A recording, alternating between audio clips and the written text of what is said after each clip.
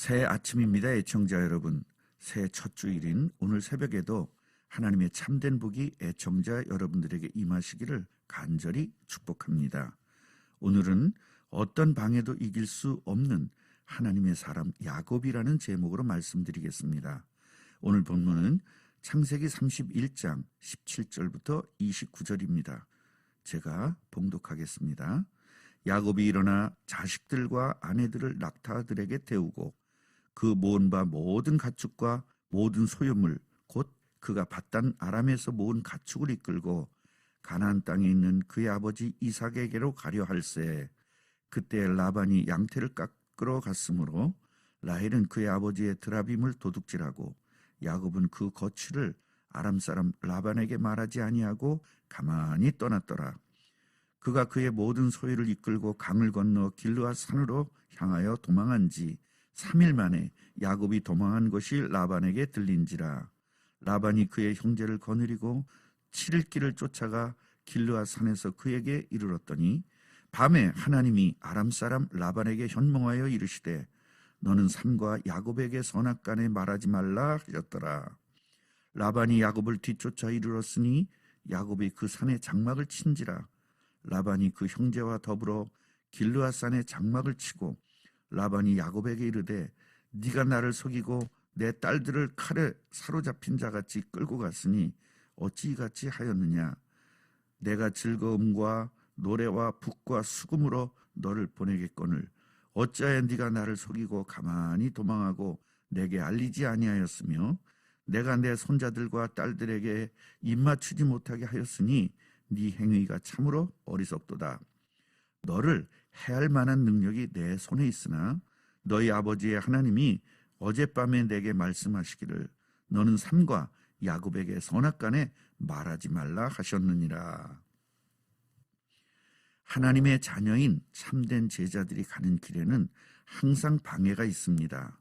마귀는 우는 사자같이 삼킬 자를 찾아다니기 때문입니다. 예수님께서도 마가복음 10장 30절에서 하나님의 자녀들은 현세에 집과 형제와 어머니와 자식과 전토를 100배나 받되 박해를 겸하여 받는다고 말씀하셨습니다. 또한 마태복음 5장 11절부터 12절에는 나로 말미암아 너희를 욕하고 박해하고 거짓으로 너희를 거슬려 모든 악한 말을 할 때에는 너희에게 복이 있나니 기뻐하고 즐거워하라. 하늘에서 너희 상이 큼이라. 너희 전에 있던 선지자들도 이같이 박해하였느니라.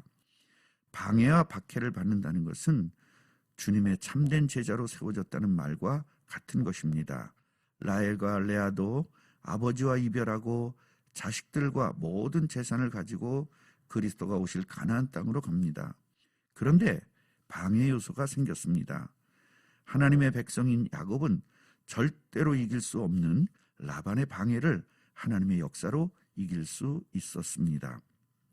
먼저 가나안 땅으로 출발하는 야곱을 살펴보겠습니다.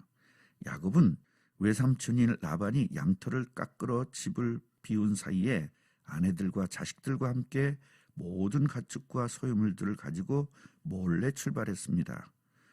그 와중에 라헬은 아버지의 드라빔을 훔쳐서 갔습니다. 드라빔은 가정의 수호신처럼 가지고 있다가 점을 치거나 할 때 사용하는 우상입니다. 메소포타미아에서는 이 드라빔을 다산과 풍요를 가져다 준다고 믿고 있었고 부친의 드라빔을 소유한 사람은 재산을 상속받는 풍습도 있었다고 합니다. 이 시대의 사람들에게 너무나 중요한 드라빔을 훔쳤다는 것은 죽을 각오를 했다는 것입니다.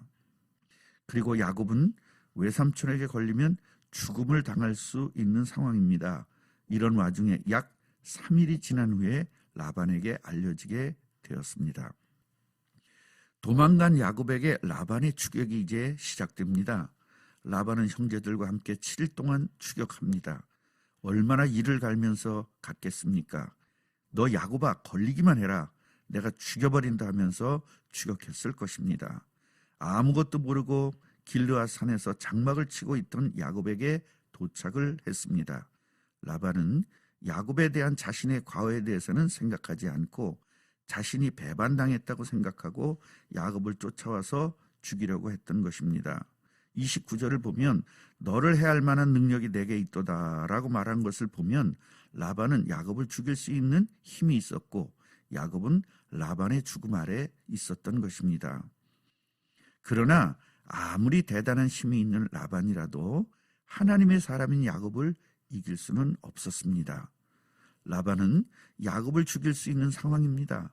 단순히 죽는 것이 아니라 그리스도가 오실 계보가 끊어지는 것입니다.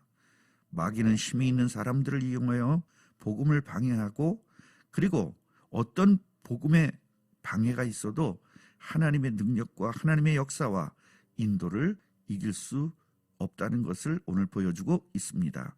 야곱이 이 복을 마음껏 누리는 현장입니다. 그 밤에 하나님의 역사가 시작됩니다. 24절을 보면 라반에게 나타나신 하나님께서는 너는 야곱에게 잘잘못을 말하지 말라라고 말씀하셨습니다. 42절을 보면 하나님이 내 고난과 내 손의 수고를 보시고 어젯밤에 외삼촌을 책명하셨나이다 라고 말하는 것을 보면 야곱은 분명히 하나님의 인도를 깨달은 것입니다. 하나님의 자녀는 하나님께서 완벽하게 인도하고 역사하십니다.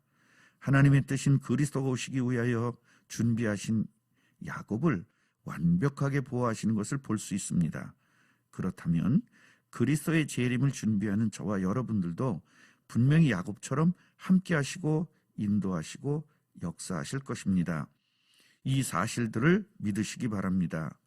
하나님의 자녀들은 야곱처럼 죽음 앞에서도 죽음의 위기에서도 완벽하게 역사하시는 것입니다. 이런 하나님의 사랑을 만끽하면서 즐기는 오늘 하루가 되시기를 축원합니다.